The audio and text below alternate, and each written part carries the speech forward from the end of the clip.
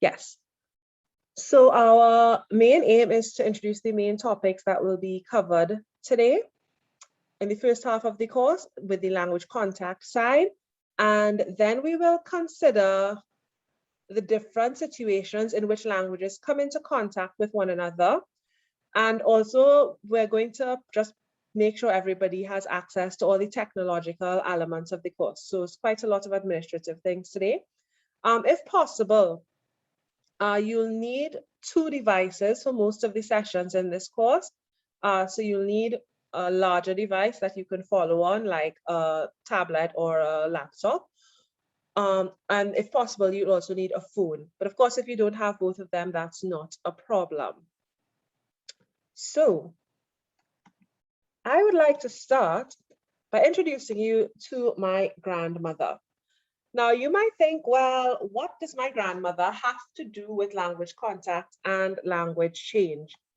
And well, I'll tell you. So my grandmother and I come from Trinidad, which is in the Caribbean. And as you may be able to tell from the picture, she belonged to the first peoples there. But as you would know from history, the majority of the first peoples of the Caribbean were killed through disease and overwork when the islands became colonized. The first colonial powers in Trinidad were the Spanish, and they invited French settlers who brought with them enslaved Africans who, having been banned from speaking their languages during their enslavement, spoke a language that was called French Creole. You don't have to remember all this, I promise, at least not today. Trinidad was later colonized by the English, but mostly remained French Creole speaking until around 1925. And by the time British slavery ended in Trinidad, something called indentureship was introduced. And under that system, people were brought to work from India on sugarcane plantations. So my grandmother was born in 1917. So when she was a child and well into her adulthood, she spoke Trinidad French Creole and a bit of Spanish. I know this not because she spoke any of these languages with me, but because I have clear memories of her speaking to her siblings, especially her brother, and seeing expressions in these languages. She went to school for only a few years, but there she would have been exposed to English, or she would have been taught in English to read and write. And in her rural community where she grew up, people would have spoken Trinidadian French Creole Bhojpuri, that's the Indian language, and Trinidadian English Creole. Later in her life, and especially in late adulthood, she spoke exclusively Trinidadian English Creole. So what does my grandmother have to do with language contact and change? I would say everything. Her language biography shows many of the things that happen when languages come into contact. So we could look at them. Firstly, one thing that happens when languages come into contact is bilingualism and multilingualism. That's a situation where people speak more than one language. And that's what we'll look at next week. And my grandmother, as we've seen, she spoke several languages. Then there's language shift. Language shift occurs when people change from using one language to using another language. And that happens at a societal level, yeah, not just one person. And we saw, but my grandmother shifted from French Creole to English Creole in the course of her lifetime. But she wasn't unique in that regard, because remember, as I said, during her lifetime, the entire society went from being majority French Creole speaking to majority English Creole speaking. How and why language shift happens, that's what we'll be looking at in session 3. We'll also look at endangered languages, because that often occurs with language shift sometimes.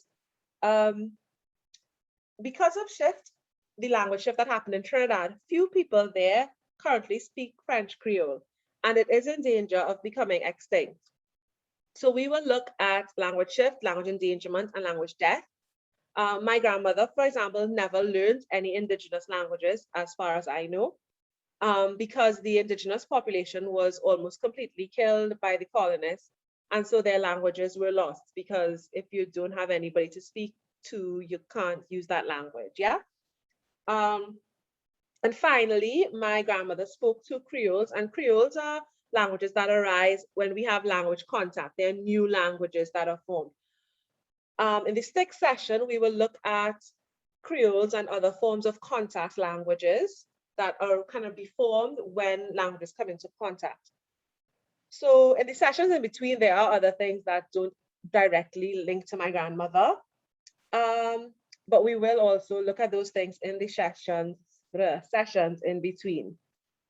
So I know I have met quite a few of you before, not all of you, but I have met some of you before. But I would like to get an idea of the languages you come into contact with. So you should be able to scan this with your phones, scan the QR code with your phones, or you could go to that. I'll give everybody 2 minutes to scan the codes, and if not, I'll go to the website where another code will be posted on the screen. And I would like to know what languages you come into contact with daily. Because you have an idea of my grandmother, and now I would like to know about you.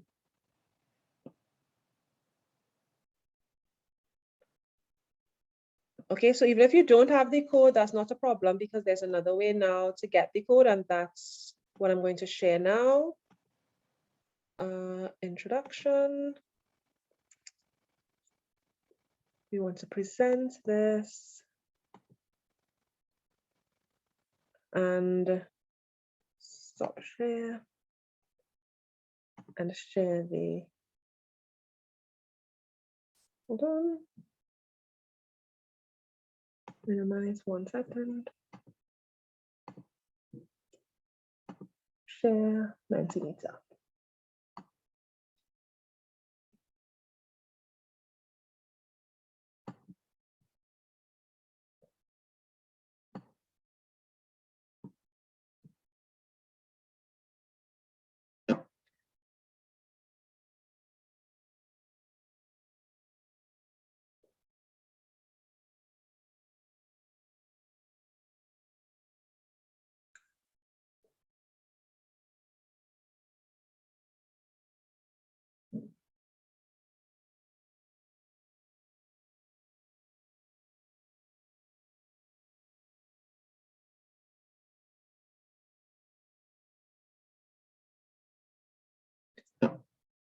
Okay. So, I know we still have some people contributing, so we'll let them continue for another minute or so.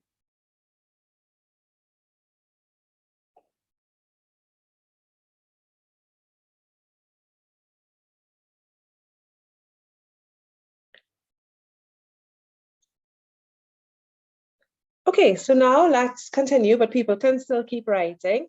Now, what this word cloud does is the bigger something is written, that means more people have contributed it. So it's not going to write English every time. It's just going to write it bigger than other languages. Yeah. So we have English and German with the most people. Yeah. So we have that coming up with different spellings as well, or how different people wrote them. So we can see that English and German are the two most common languages with which we come into contact with. And I mean, that's fairly obvious. Everybody who's in this lecture is probably studying English. So you're going to come into contact with English, and we live in Germany, right? The other large languages that we have are Turkish, yeah, Spanish, Russian, Polish, Italian, French. Yeah, if we look at Turkish, Russian, Polish, that's also not surprising, because we're situated in Bochum, and that's in the Ruhrgebiet, and we know that there are large populations of Turkish people, Polish people, and Russian people in this area. There are also large populations, for example, as you can see, or growing populations of Albanian people, and we can see that by the language, we have growing populations of Arabic speakers, because we also have some people saying Arabic and German, Turkish and Arabic. Yeah, so we can see then that these are the languages that we come into contact with.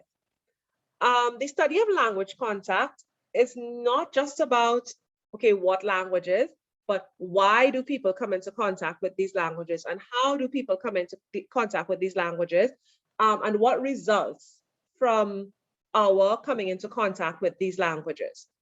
Okay, so thank you for your participation in that. And I mean, as you can see, I did not say every single language, so you can keep looking there. Okay, so now going back to the original slides, we shall continue. No,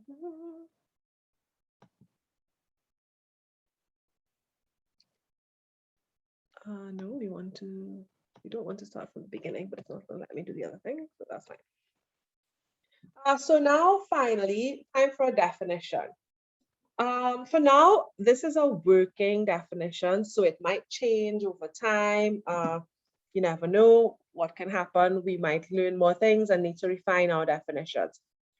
But language contact basically is the presence of one or more than one language, of more than one language, because you have to have two things to be in contact, haha, in a particular space at a given point in time. This can be through the physical or digital presence of different languages in the same space, or through the interaction of speakers or readers of the language with different linguistic artifacts, such as text, videos, or something in another language. Okay, as you can see, my definition is very ambitious. I try to cover everything because I think it's important for us to consider the contemporary and traditional context of language contact. So traditional context of language contact will be things where we have people in real space and real time. Yeah, so physically present. But if it's anything we've also seen through the pandemic is that we can be present. I mean, currently, for example, we are all present in the same digital space. And all the languages you just listed there are could potentially come into contact in this digital space. And so that's why we want to say about the digital presence of speakers of different languages. Okay? And that's why it's important to remember that as well. And we are also going to interact. We've just interacted. Right, so in some ways your interaction is far more passive than mine right now. But when you wrote just now, for example, that was more active interaction. So we have that the speakers were or writers that were interacting. Language contact, therefore, can be direct, which means that we can come into physical or virtual contact with each other. So actually speaking to each other or exchanging with each other, or it can be indirect. And that would be that speakers may read literary or other text, they might listen to podcasts, they might watch YouTube videos, but they don't have any physical contact or any like virtual contact with another speaker. Okay, most of the course will be concerned with direct language contact, but I still thought I would give you a few examples of indirect language contact just so you can tell the difference between the two. Okay, so one of the most important examples of indirect language contact comes from religion.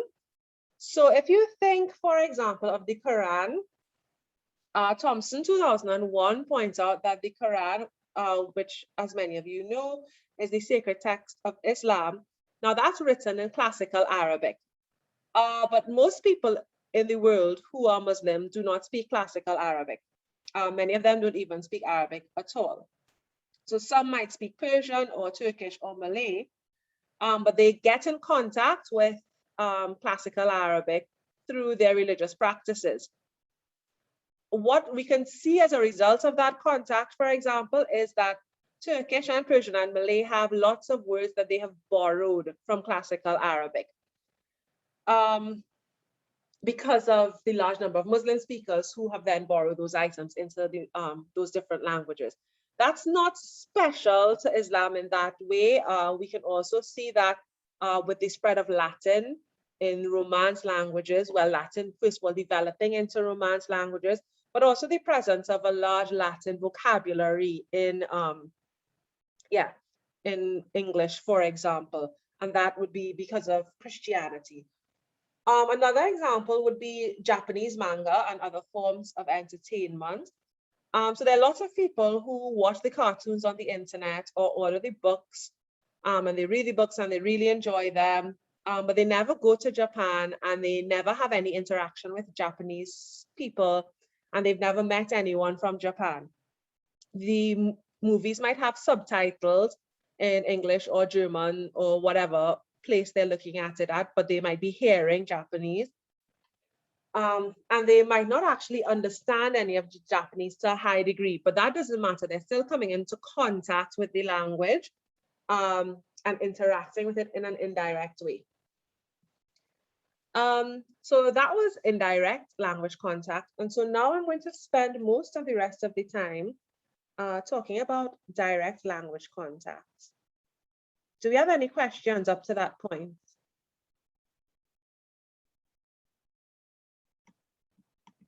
I promise I don't bite anymore. If you have questions, feel free to ask. But it's the first day, so I understand people are hesitant to talk with all these people here. But as time goes along, we'll talk some more. Okay, so the first example we can have of direct language contact is at borders. Yeah, so borders, as you know, are the like lines between countries. And I've chosen two borders that are relatively well known, I think, to most people. So the first is the US-Mexico border. On one side, we have English as the main language. On the other side, we have Spanish as the main language. And then we have the Dreiländereck, Eck, where Germany, the Netherlands, and Belgium meet.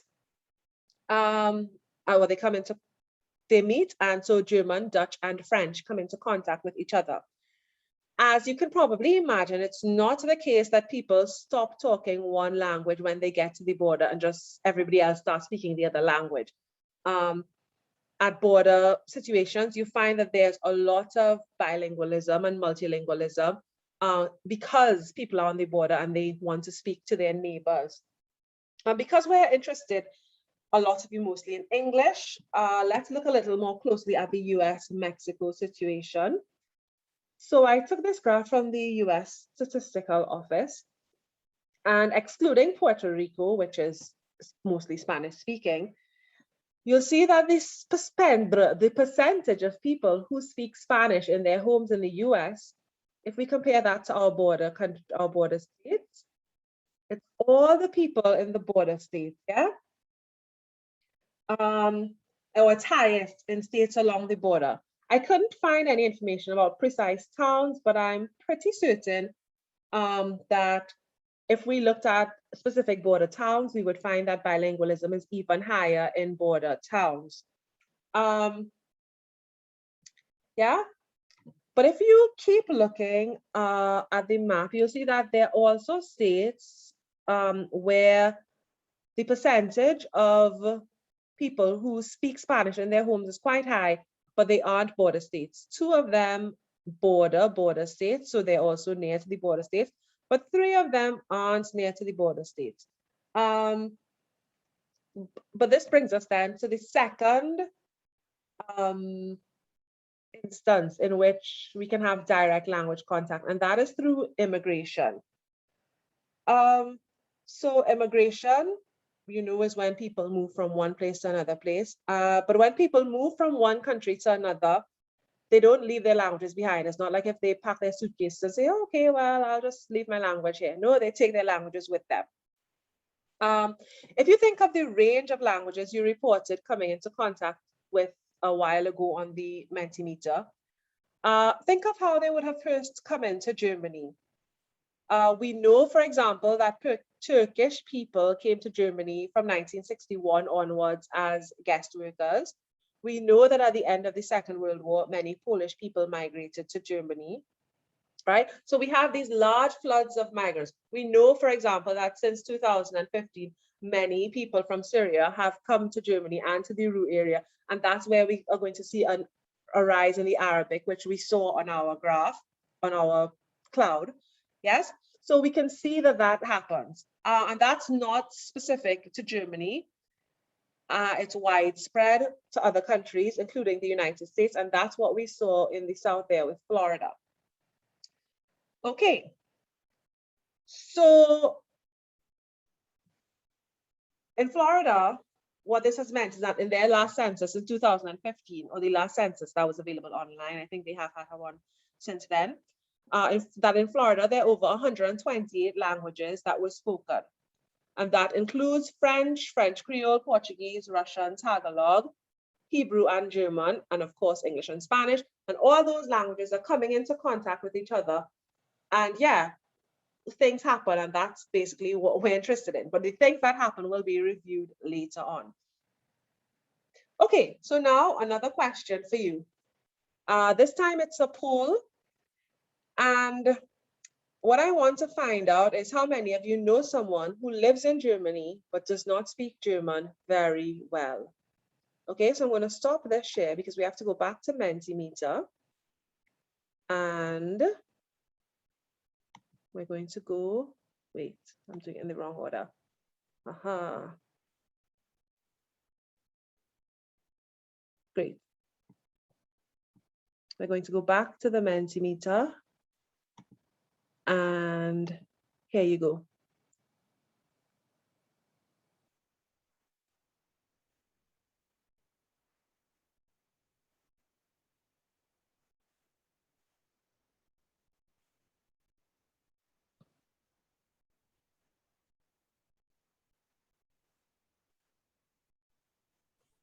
Excuse me, how can we participate? If you go to the website at the top, are you seeing the screen? All right, okay, yeah. And then you enter that code, yes. Okay, thanks.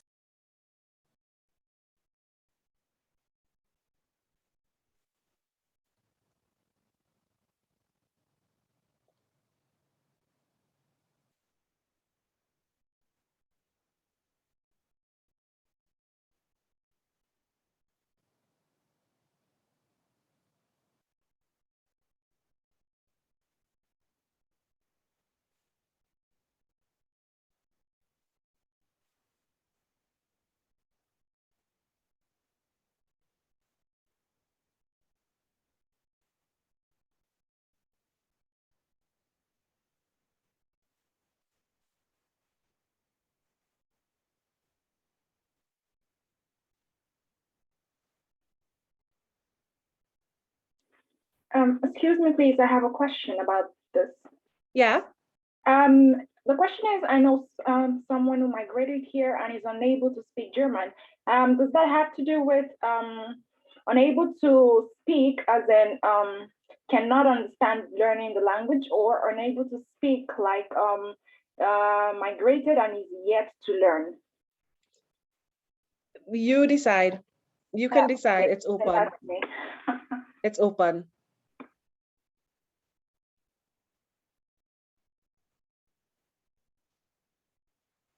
But we will come to that in later sessions. What does it mean to know a language? What does it mean to speak a language? So, but that's why I don't want to give a strict definition right now.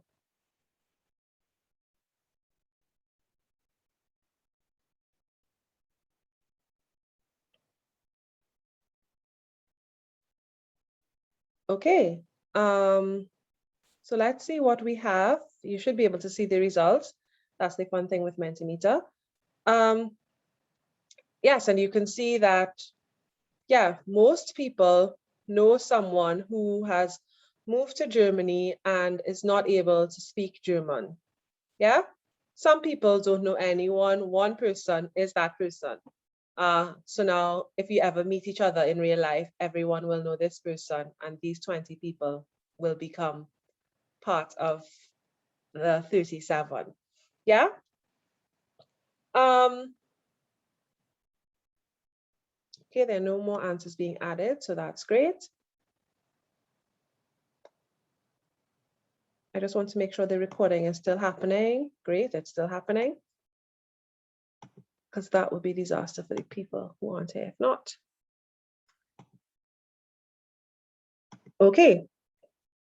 The whole point of that is for us to show that, to understand that immigration and language contact in general does not mean that people will learn or master a new language. It just means that the languages are coming into contact with each other.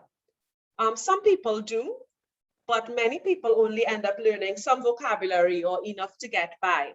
And when we talk next week about multilingualism, we'll address that question that I think Blessing just asked about what exactly counts as knowing the language, yeah, because that's at the core of that question.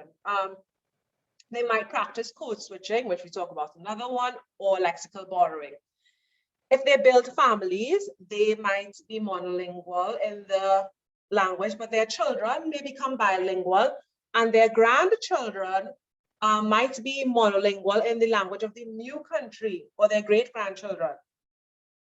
So perhaps you know of people whose grandparents emigrated to Germany, and maybe the grandparents came from Russia or Turkey, and they spoke Russian or Turkish only or mostly.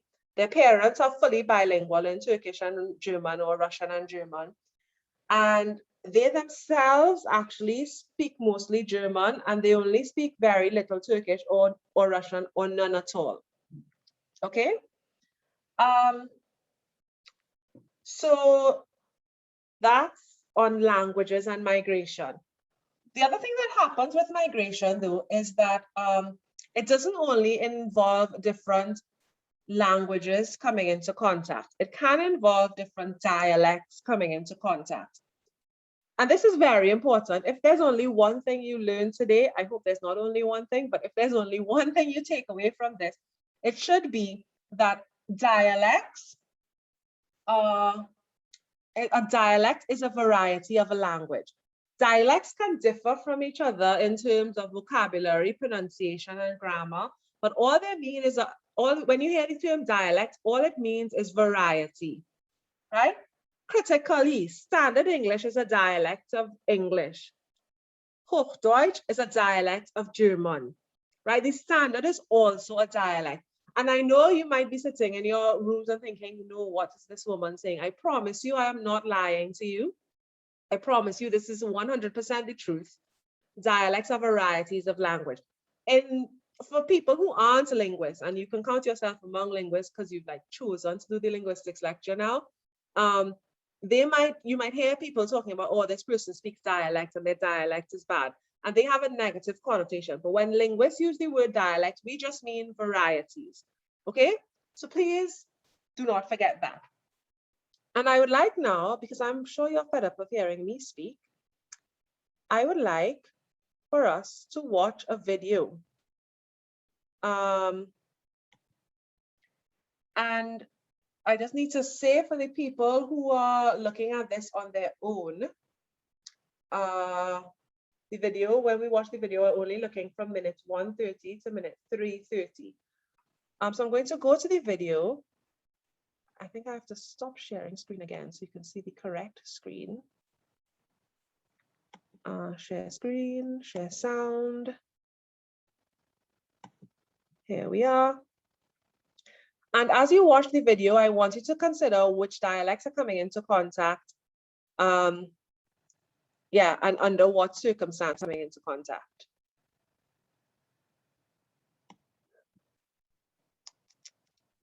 Come on, YouTube, don't let me down now.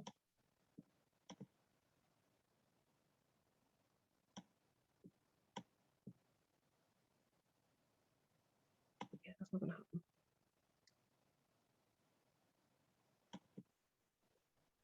Okay, so now we're starting. As far as I'm concerned, I was born British and British I stay.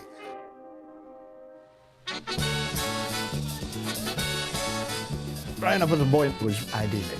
I used to go swimming every day that I can, running down from the house straight into the beach. We won't talk too much of your own island, yeah, in geography, in history, and this sort of thing. It was always either England, Australia, America, or whatever the case may be, but never actually Caribbean. All the schools had a photograph of the Queen. All the schools had a big photograph. I'll never forget it, of Trafalgar Square. And when I first went to England, I couldn't wait to see Trafalgar Square. And it was at that time that I decided it's time maybe for me to spread wings and see what I can do elsewhere.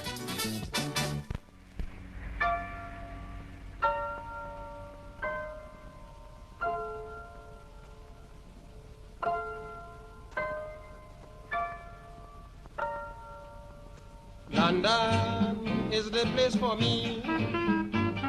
I hope people don't think Windrush generation means people from Jamaica only. It's just the people who came around after, you know, the Second World War. The first ship that went to England from the Caribbean was called the Empire Windrush. But I went on a ship called the Ascania. The journey from Antigua, I was 15. Is this your first time in England? Yes. Are you coming to join your parents? Yes. Where do they live? London. We arrived at the train station. It was a cold November morning. The train station was absolutely heaving. I didn't know London could be so cold. My teeth were nattering. My nose was expelling juices that I didn't even have control over. I was in a desperate state. Suddenly, there's relief because I can hear my name being called, and it's my mother. And she had what I had seen for the first time, a coat, an overcoat. I'd never seen one of those things. And Right. In the chat, what varieties are coming into contact there?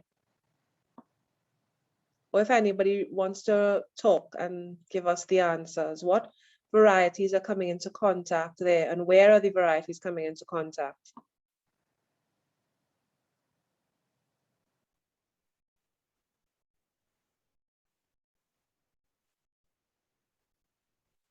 I mean, don't all rush.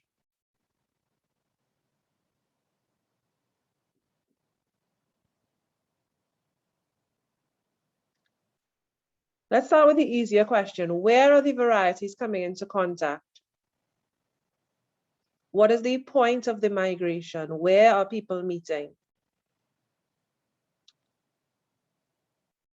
Okay, great. So we have in England, right? You're completely correct. You didn't even need to guess. Thank you. And yes, in London, England, great. So we have varieties coming into contact in London. What varieties are coming into contact? Where are the speakers coming from? Good, so we have British English and Jamaican English. What else? Yeah, we have Caribbean, specifically Jamaican, Antiguan are the varieties listed there, or the varieties mentioned. Yeah, good. So moving on. I do have more things to say about that. So let's continue.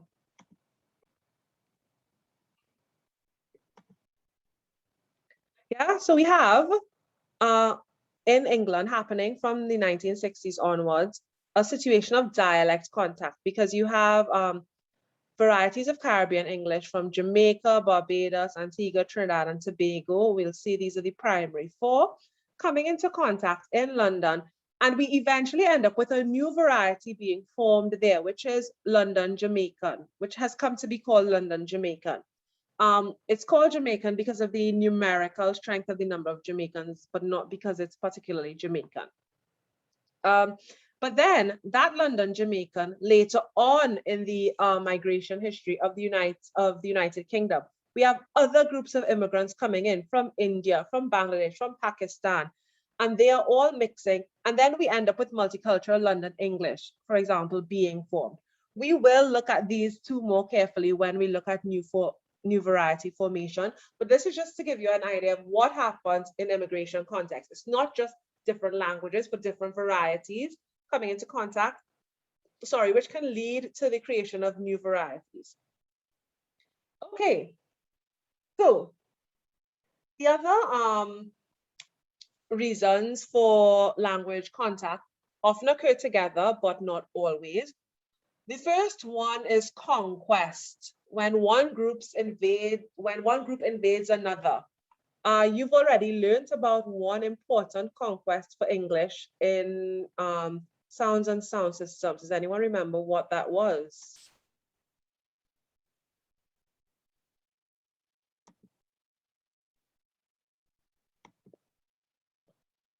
Surely somebody remembers. Somebody's writing in the chat. Yes, Norman conquest. Excellent. Anybody remembers when that was? You can write it in the chat again. Great, 1066. Okay, so we're all on the same page. We remember the Norman conquest. I like that. That's a very positive start. So the Norman conquest in 1066 brings English into contact with French primarily, yes, and results in a lot of French borrowings into the Middle English period, as you would remember. So we end up with military words such as fortress, navy, assault, captain, and of course, military. But also general words such as things to do with public administration like government and parliament, but also words to do with fine dining such as pork and beef. And it's because of this type of language contact that we end up, for example, with words having slightly different connotations or expanding the vocabulary of English. So let's take, for example, pork. Pork comes from what animal? You can write it in the chat. Anyone? What do we, okay, pig. Another word for pig, if we have lots of pigs together, what do we call them? It's close to the German word, swine. Great. So we have pig and swine. And pig comes from the Old Norse and swine comes from the Germanic, yes? What about beef? What animal does that come from? Cow. Great. Cow, Germanic. And what ends up happening as a result of the Norman conquest, for example, is that words that have to do with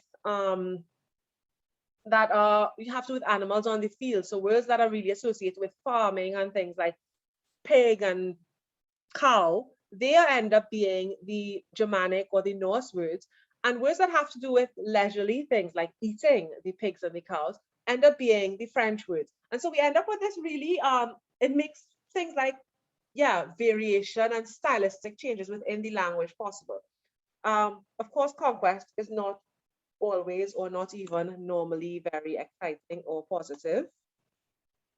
So you can have another example of conquest would be the development of the British colonies in Australia from 1788 onwards, North America from 1607 is in Jamestown, or 1620 in Plymouth. You can use either of those dates as the starting date, because if you have done English in the USA, then you would know that the Jamestown settlement doesn't really survive. So it's the 1620 settlement that survives, and the Caribbean from 1624 onwards. What that results in, first of all, is the settlement of the spread of English worldwide. So we end up with new varieties of English. So that's one result of language contact.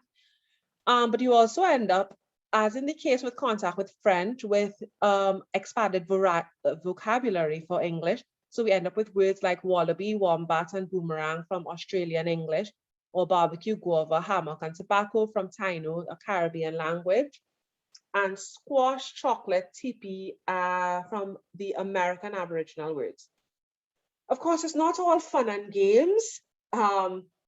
You can also have languages becoming extinct. And when we talk about language death, we'll see that quite a number of languages can become extinct because of language contact. Another way that languages come into contact with one another is via the importation of workers. This is different from migration. And it's very important to make that distinction. because importation isn't always carried out with consent, or at least not informed consent. Like people aren't really told everything they need to know.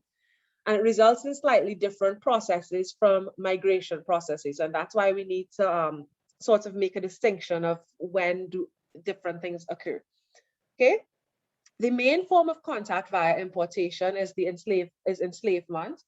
And that happened with African people in Americas and the Caribbean. And what happened there is you have people from different linguistic backgrounds being forcibly removed from their homes, and they were speaking different languages, yes, because that area of West Africa we know is very ethno-linguistically diverse. Okay, and they were removed from their homes, and so the languages come into contact with each other. But then when they get to the Americas and get to the Caribbean, they're not even put with people who speak the same language. They're intentionally very often put with people who speak different languages to avoid communication. And so you have language contact really by force. These languages come into contact with English, and out of this we get the new varieties, creoles, being formed. It's important to note that it's not just that with English that this happens. So it's not just that, yes, this happens with English. We will spend the most time with English because you're studying English, but it's not that this is peculiar to English. We also have it happening with French. And so you get patois, which is what French creoles are called. And then we have Dutch creoles, which are called papiamentos. But we're only going to spend time on this course with the English creoles, just because of the fact that you're doing an English degree, right? Closely linked to this sort of importation is contact through commerce and trade. So we have in the colonial period, two great examples. Okay, great is not the best word, but two examples in terms of the British East India Company in India, which is set up in 1599 onwards, but really becomes very powerful in the 17th century. And then you have the human trafficking along the coast of West Africa, and that's what we're going to look at right now. So if you look at this area here, this Gold Coast, Slave Coast area, which eventually becomes Ghana, for example, the people who are trading in human trafficking, they are not living here. Whereas in the United States and in the Caribbean, they set up permanent colonies. They don't do that on the coast. And as we'll see when we look into this in more detail, when we talk about contacts, that results in different types of languages. And because there's no permanent contact here, we're going to get pidgins being formed, because people just need to speak to each other for very short periods of time. So we have pidgins being formed here. Okay. Whereas in the Caribbean, you end up with creoles being formed. Okay, because we have permanent settlement. And then we can have, in the contemporary period, English as a lingua franca. So English as a lingua franca involves where English is used by two people who do not share a common first language. It may involve one speaker of English and one speaker who speaks English as a foreign language, but it can also involve two speakers who both speak English as a foreign language. So here again, we shall go to the Mentimeter. Let's close that. Let's open that.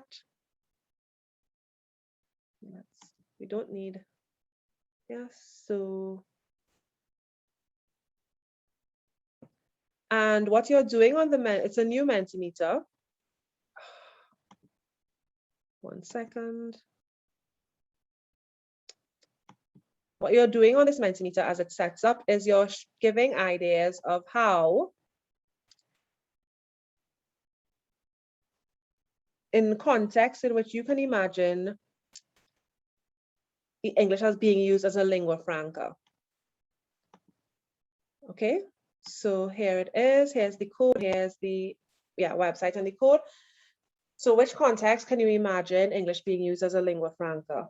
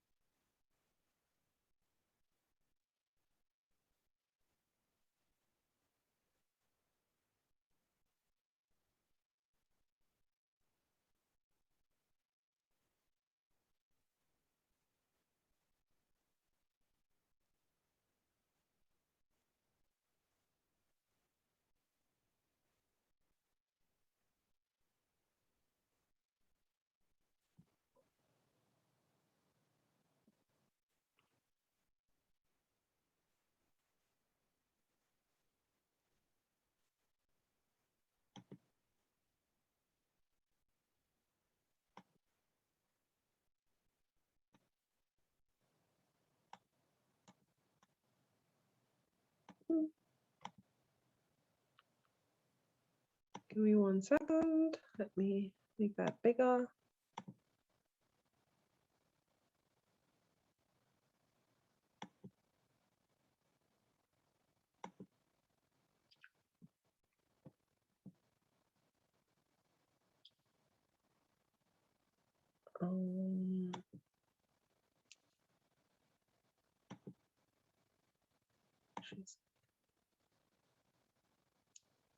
Okay, so let's see what people have come up with now.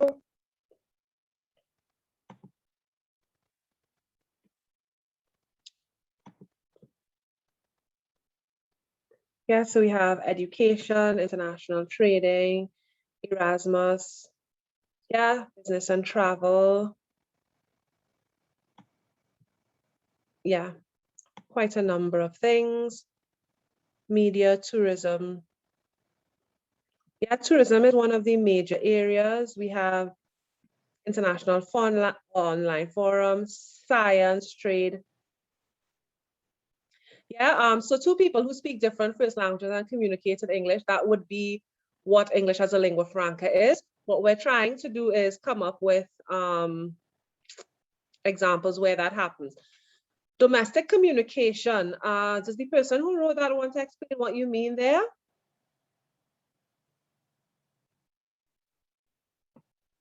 Domestic communication.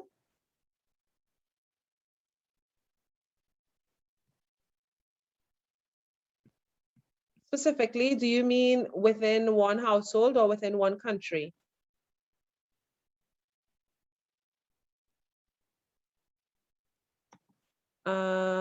Household. Yes, you can very well have that within one household. If two people get married and they speak different languages, they may well use English as a lingua franca. So all these are contexts of English as a lingua franca use. Okay, and yeah, important language contexts. Are there any questions so far?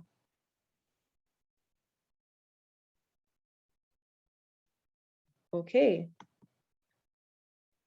Yes, there is a question. Hold on. I will not share screen just yet. No, that I was just excited. There is no question. Okay. We're going on.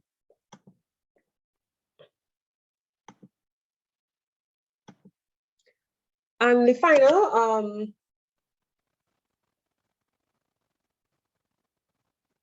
right. So as we said then, English functions as a lingua franca. And we already got the definition. Lingua franca interactions, we got all that. And like you said, somebody mentioned tourism. Tourism is very key for lingua franca interaction. So if you imagine somebody who visits Germany, but they're from Japan and you don't speak Japanese and they don't speak German, they might ask for directions in English and you would probably give them in English. And we already have an overview of different ways in which you can use English as a lingua franca. The final context, which I want to talk about today, because like I said, we want to spend the last parts of this session dealing with any administrative things, is learned contact. So we can come in contact with languages through learning, through formal education. So many of you probably, your first contact or your major contact with English was through schooling, although you obviously have more contact now. So you can have contact with a living language, but you can also have contact with a dead language, such as Latin. Okay, so that's actually all I want to say in terms of the content for right now for today. So first I'm going to stop